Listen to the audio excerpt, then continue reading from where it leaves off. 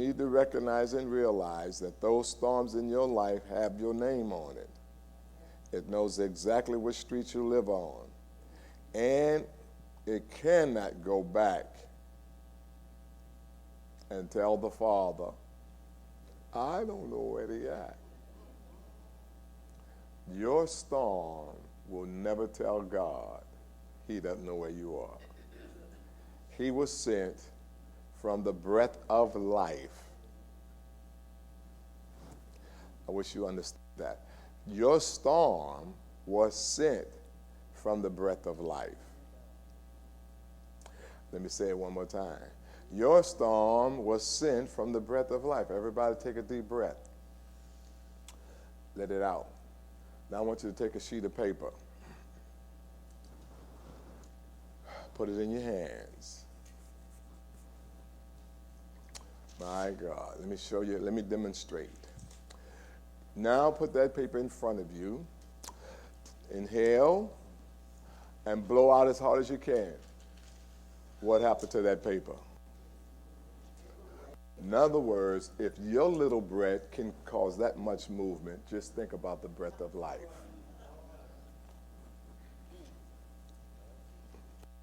You ever had, you know, when we were coming up in the project, a little hair get in your eye, you say, come get the hair out my eye. What you do? You blow it out. You put enough force to blow that air out, and then all of a sudden, the hair disappears, and you say, it's out, and the person is comforted. Do you not know the breath of life knows exactly how to get out of you what's in you? It's on an assignment. Matter of fact, once they threw Jonah out of the boat, what happened to him? Oh, it all calmed down. Who was that breath looking for? It was looking for Jonah. Look at somebody and say, it was looking for Jonah. It was looking for Jonah. Say it again. It was looking for Jonah. Isn't that amazing? The breath of life was looking for somebody. I'll say it again. The breath of life was looking for somebody.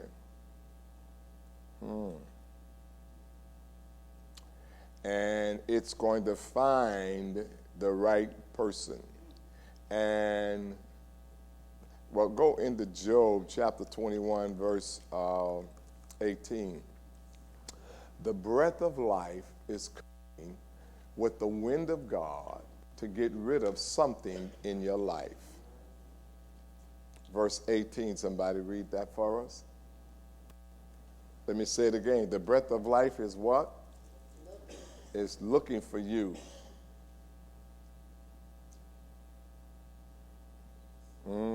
Read.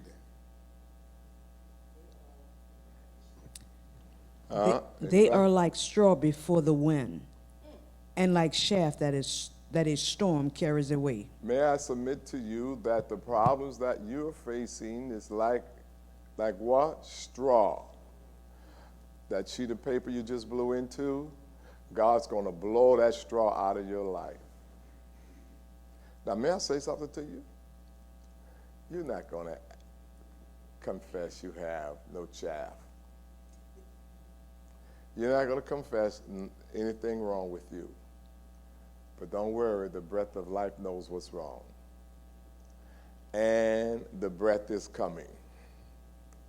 Somebody say the breath is coming. Say it again. Let's go to Psalms 107,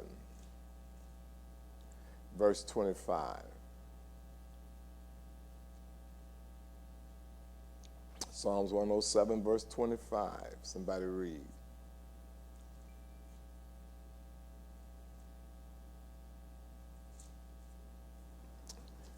Read. Get the microphone and read. Can y'all find it?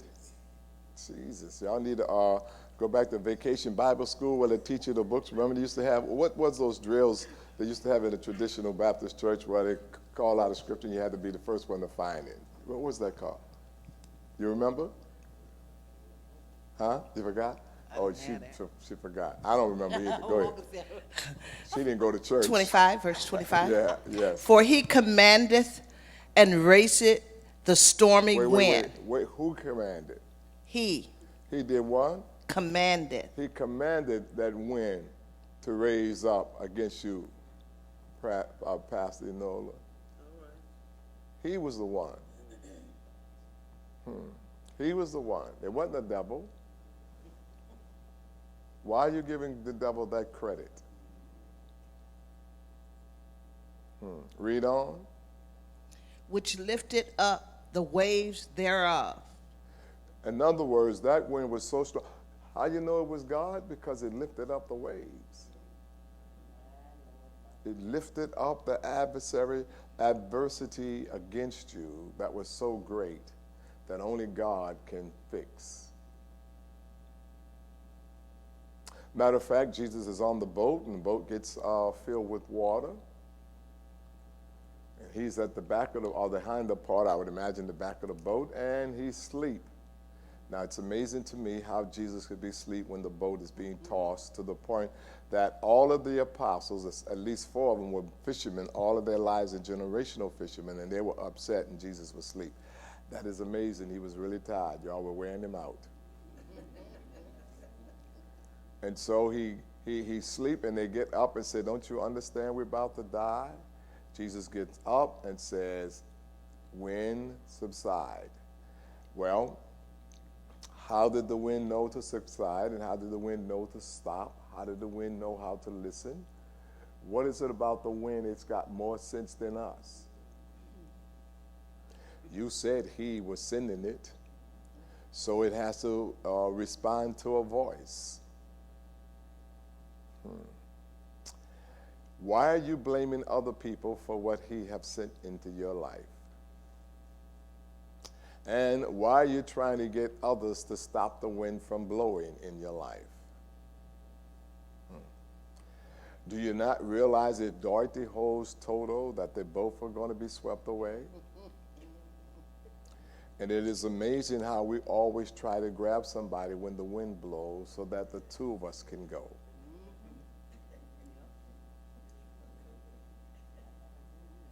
Misery loves company. Company need to leave misery. Isn't it amazing how we think we understand what the Father is doing in our lives? Do you not know that the wind obeys the voice, even your voice? Now, here's the thing that is amazing to me. Watch this. God is blowing and sending and naming your wind, and you are rebuking the wind. So what is that telling me? You are rebuking God. Isn't it amazing? Watch. Isn't it amazing that there are more people in the church world that rebuke God than they rebuke the devil?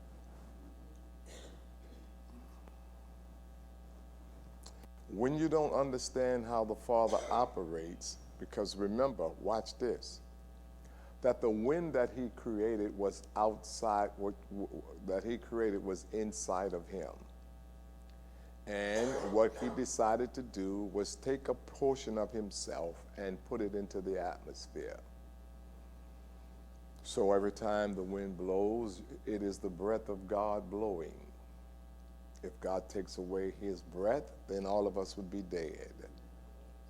Isn't it amazing that God breathes, that he allows us to breathe in and out? And as long as we're breathing in and out, we're breathing life. And so when you stop breathing, you're no longer alive.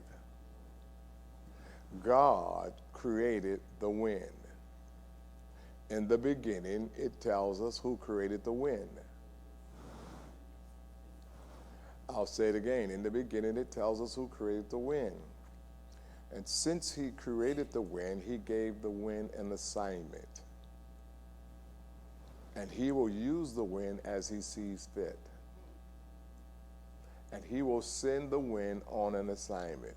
May I submit to you, What assignment is your wind on at this particular time of your life?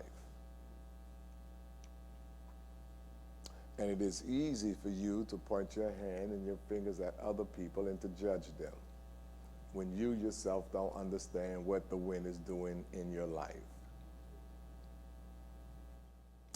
And it's easy to rebuke what you don't understand. And your ignorance will allow you to rebuke it.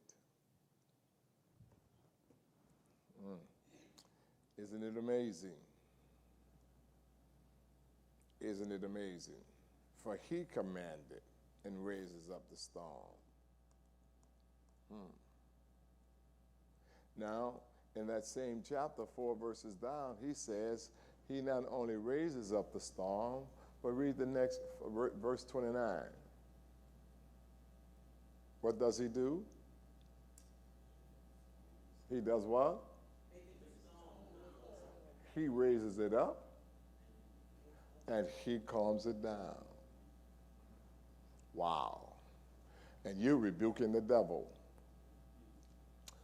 Let me ask you a question. Can I ask you a question?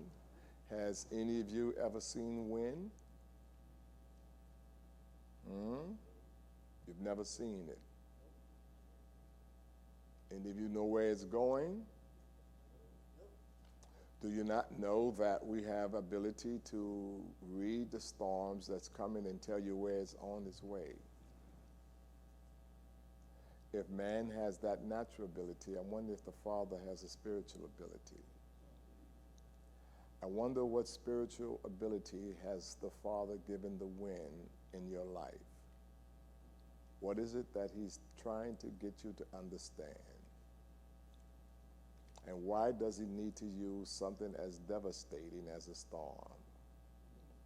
And isn't it amazing that the storm is so devastating that it will destroy what needs to be destroyed and keep what doesn't need to be touched?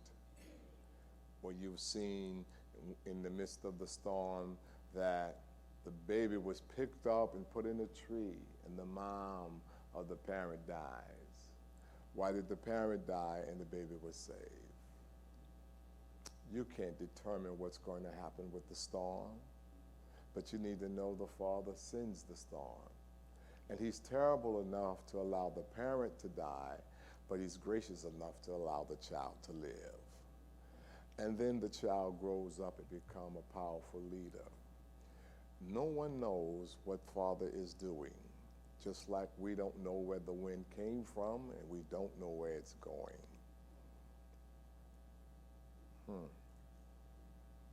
We say the storm's going to hit New Orleans and it hits Alabama. We do our best with the technology we have, and thank God for the technology. But the last storm we had proved that we're not perfecting that. We haven't perfected that yet. It's amazing how great God is. Let's go into the book of Psalms chapter 148. I think we get a bigger picture of all of the things that the Father can send into our lives, and all of those things be what the Father has prescribed for us. Knowing the season that you find yourself in. Somebody read that. Did I give you the verse? Did I? I told you 148 of Psalms, verse 8.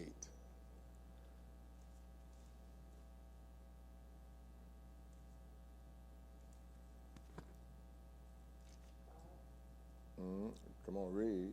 Fire and hail, Fire, snow and clouds, hail.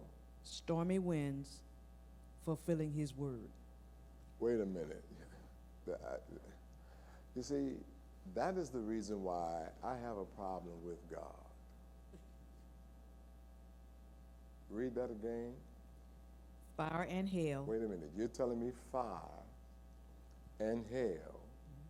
What? snow and clouds, You're telling me the snow and the clouds stormy winds, and the storms. Watch this, y'all. It's in the Word. It's in the book. What does it do? fulfilling his word. It's all fulfilling his word. So why are you crying over the consuming fire? It's what? Why are you crying over the storm? What is it doing? What's wrong with you? How come you don't understand how the Father operates? And may I ask, may I ask, may I ask? I know you think the storm is a wind, but that's speaking prophetically in the Old Testament to get you to understand that there are some winds of situations and circumstances that take place in our lives. Have you ever had that? It just comes. You woke up one morning and the wind was blowing. You trying to figure out, what did I do to get this storm in my life? You don't even know the name of the storm. You don't know why it's come. You just know it's coming and it's blowing. And you just trying to hold on. And you ever seen them take the wind and hit it up on a person at 70 miles an hour and just take you off your feet?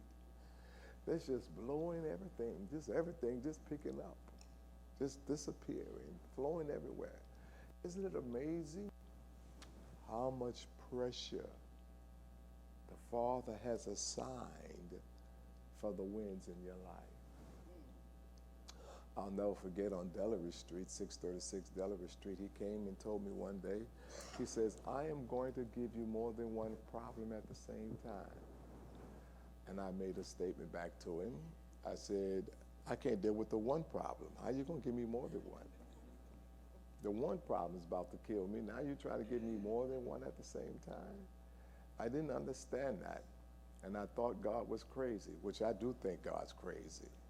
And if I had an opportunity like Jesus' family, I would get God to sit him on the couch and see what's wrong with him. I could fix God if he just let me.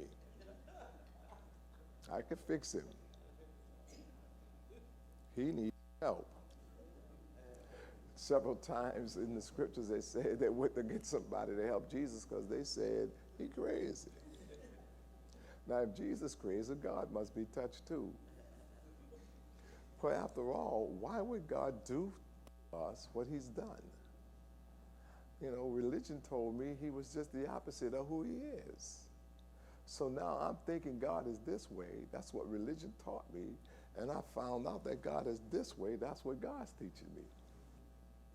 My mind, my brain tells me, my five senses tell me one thing about God, and my spirit tells me something totally different. Now, let me tell you what she just read. Tell me whether that makes sense. She said fire and hell. What else she said? Snow and snow. You know how many people fire kills? Hell? See, you don't understand the power of fire. And fire has sense. It comes and it knows how to take this piece of property but spare that piece. Have you ever gone and you ever seen it on television where it burned this house and left this house? It knows it knows how to jump over. It knows how to travel. It knows exactly what its purpose is. And it is going to do what it's purposed to do. Isn't that amazing? How come fire and hail, snow and all the storms of our lives that are on assignment towards us knows exactly what to do? Read all of that verse again.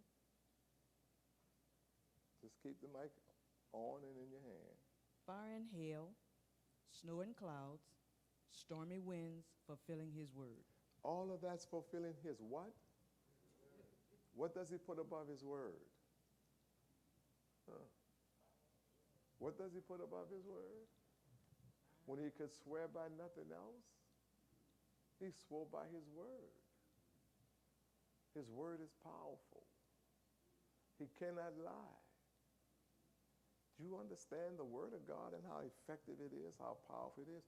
Matter of fact, it was the word of God that created the fire, the storm, and the hail. So when he created it, he gave it purpose. Oh, I can't help nobody here today.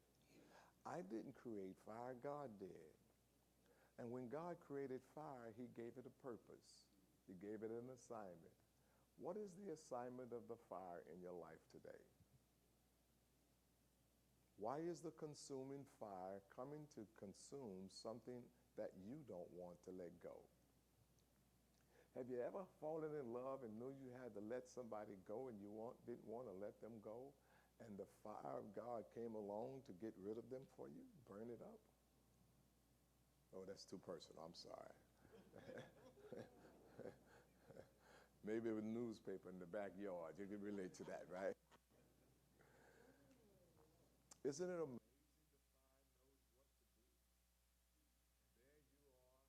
I'm not going to call. Or if they answer, I will not. Excuse me, if they call, I will not. And you're sitting by the phone. You know how we used to have one phone in the family? You're sitting by the phone. Where the phone at? Who moved the phone? Well, why? If you ain't going to answer, you hollering and screaming at everybody that got the phone. You don't need to be on the phone so long. Get off the phone. Why? You waiting on the call from the person you ain't going to answer. So fire has to come. You heard that he had a girlfriend or a boyfriend. You saw him doing something he wasn't supposed to do, and it just broke your little heart and separated you because it was the will of God, because it was fulfilling its purpose in your life. And you were crying, and I don't understand why, because you love him so much. Matter of fact, you would have did anything for him. You know you would have did anything. Matter of fact, you gave up your virginity. You would have did anything for him. God said, wait a minute, that's just too much power.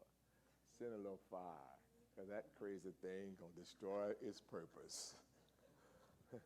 So fire under the command of God has come to help you in the midst of something you cannot fix. May I submit to you the agents that God will send in your life, you might be surprised as to who they are. And notice I say who, because how can you describe fire as a what? When fire has ears, and obviously it has eyes, because Jesus spoke to the winds and it heard him, and the winds knew which water to be in at which time. How could the wind know where you are unless it has eyes to find you? Because nothing God does is what I'm understanding. I was watching the thing last night, night before last, and there's a hotel that they built in the African desert, and once a year, the elephants walk through the lobby of the hotel. I don't know if you're all seen it. And go pick up this fruit, mangoes, I believe it is. They walk right through the lobby. Now these are big elephants, untamed. They don't bother nobody. They walk right through the lobby, go out in the yard, and stand on their feet and grab all the mangoes. Get full, and the baby go back in the lobby, fall on the floor, go to sleep, or they lay down on the ground, go to sleep. And they were trying to figure out, how did they know where these mangoes are? And they don't bother about it. They just walk through the lobby. And people start taking pictures, and they go and get the mangoes, and they're trying to figure out these things produce once a year at a certain time. And these elephants travel thousands of miles to get there, and they know what time of year it is. How come an elephant can walk through a lobby of a hotel, bother no one, get to what he wants, and then turn around and go back into the wilderness? How come a whale knows where all the food's going to be in October? How come a salmon knows it's got to be on the 4th of July, wherever it's got to be? Everything that God's created has a purpose. Everything God created that need to ask him every day how to do it, they know what to do, because inside of them is the plan and purpose of God. The wind and the winds and the rains and all of these, you need to understand these are the elements that God created to help us. They're not there to destroy us. May I submit to you, whenever the elements destroy something in your life, it's only destroying what needs to be gone. Shadrach, Meshach, and Abednego was thrown into the fire 7 times.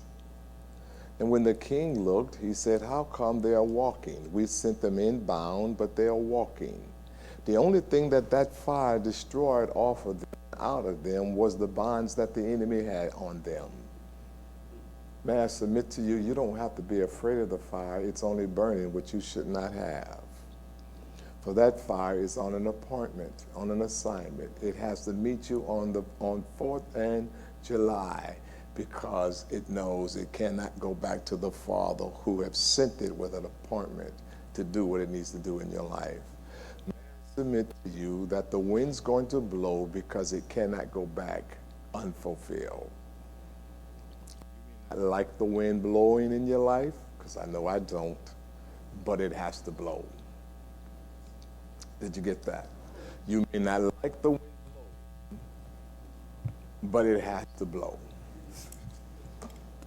Look at somebody and say it has to blow. One more time. It has to blow. It has to blow. It has to blow.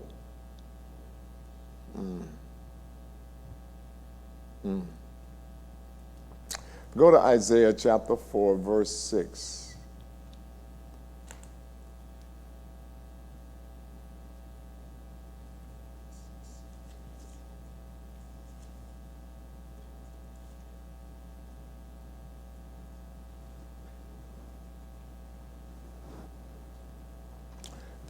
Somebody read that. And there shall be a tabernacle for a shadow in the daytime from the heat. There shall be a tabernacle. Do you not understand that God is going to provide a living place for you in the midst of your storm? Do you not realize that the Father who sends the storm is going to find a tabernacle for you to hold on to while the wind is blowing? There's going to be a place prescribed for you to hold on and do not allow it to run you away.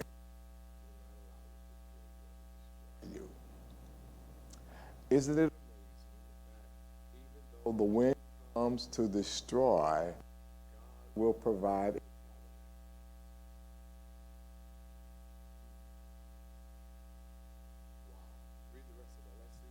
Is it still on?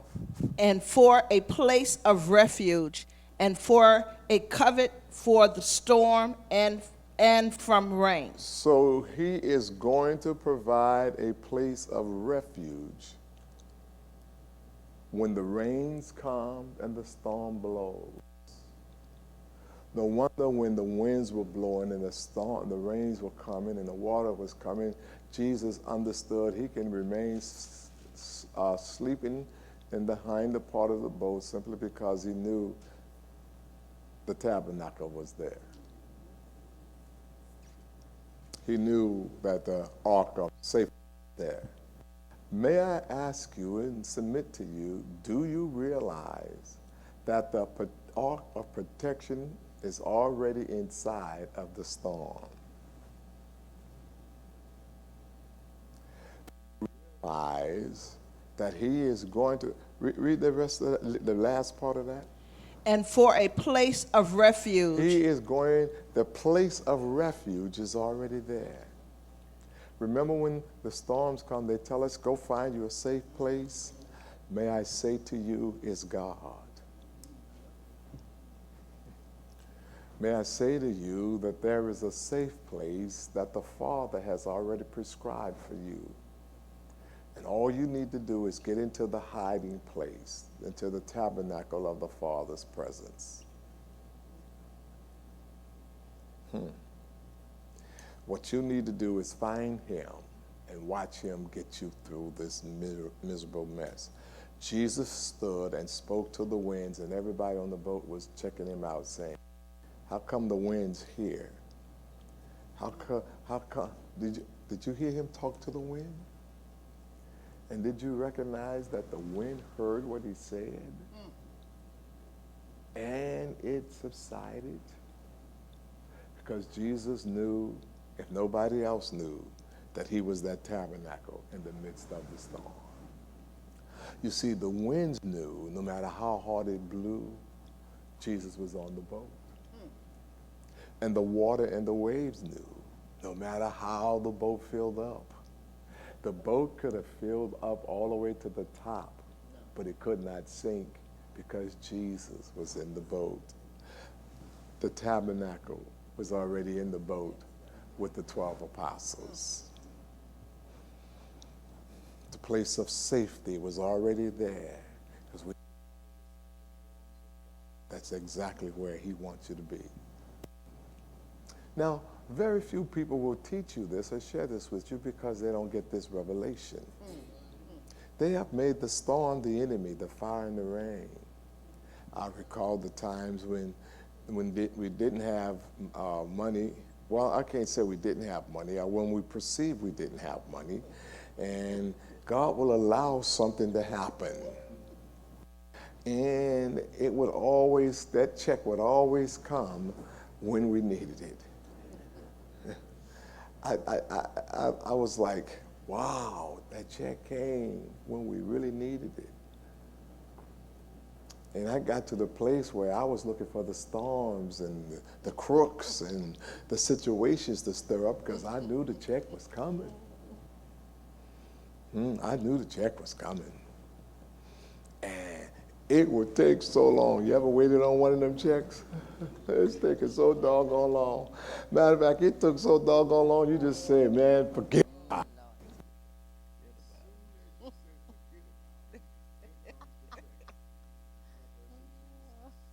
The storm knew what to do and made sure you got what was yours. I wish I could help you, but I know I can't. Go to Isaiah chapter 25. Are we there? Is that where we are now? 25 and verse 4.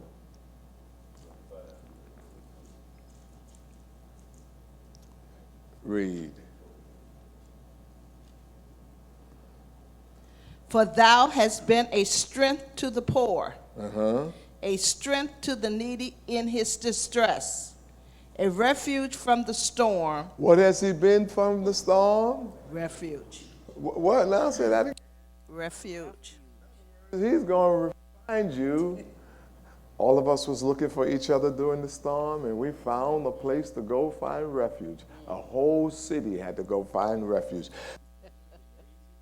I was walking out of town, and I was walking from the hotel to a restaurant, and somebody blew bum bum, and they rolled their window down and gave me $20. Well, I guess I looked like a refugee, so they gave me $20 because they know I wasn't from the town, and I was amazed that they gave it to me, and I thought, they must think I'm a refugee, you know, and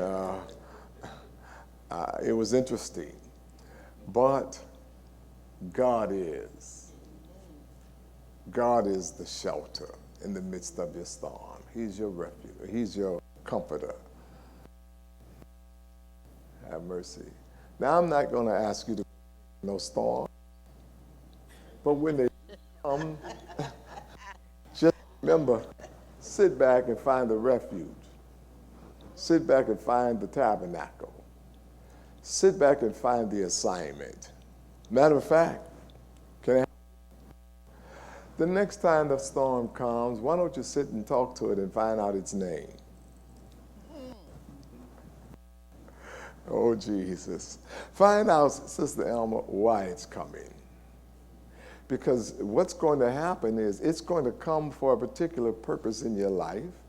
So whatever it's after, then you can determine who he is. Oh, I can't help nobody.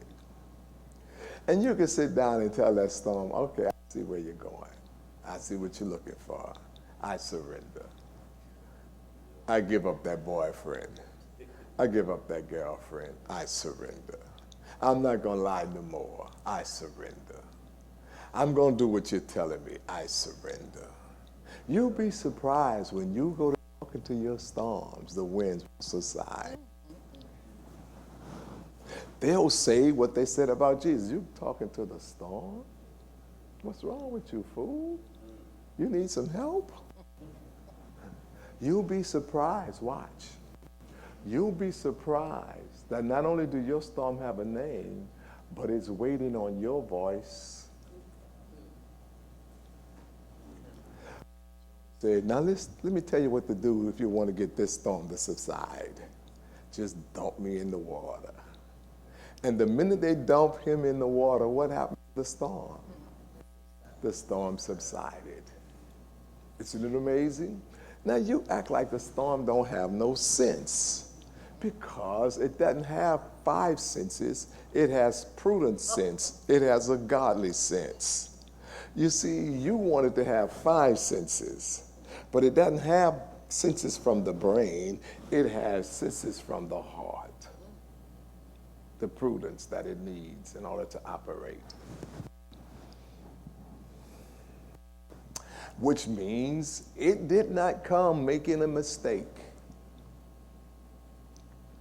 Let me say that again. It did not come making a mistake. So you don't need to lie and say you don't know what the H is going on. You know how you like to use that H word, right? If we weren't here in what we call the house of God, oh, okay, hell then, all right. Thank you, Lord.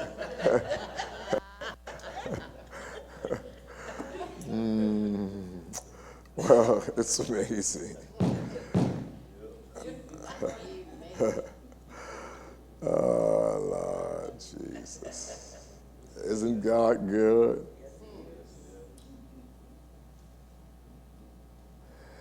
Let's go to Isaiah chapter 28, verse 2. Isaiah 28, verse 2. Let's see what that says. That's the prophet. You have to understand when the prophet speaks, they're prophesying in the future. It's predicting. The prophets use prophecy.